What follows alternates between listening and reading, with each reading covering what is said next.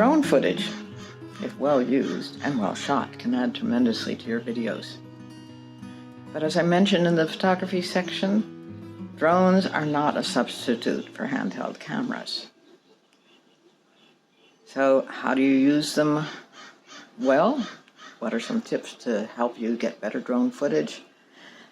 Well, I was introduced to Eric Epstein by Cheryl and Paul Shard from Distant Shores. They said he'd be a great person to give you some tips on drone usage. Eric is an avid sailor. He holds a 100-ton captain's license, and he's part owner of High Water Media. His company helps clients on all aspects of video making, and especially on drone usage and providing drone footage for their projects. So one of the comments that he makes in the video you'll see that really captured my attention is 6 seconds is a very long time to hold any shot, even a drone shot in a video.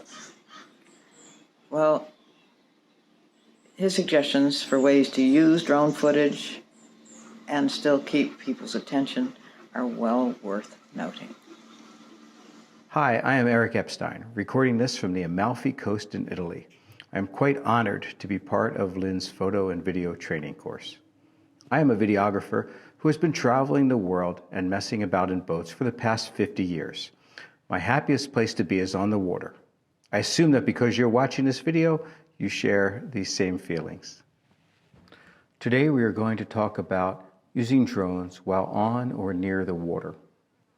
I'll talk about capturing humans, animals, vessels, and weather as your subjects.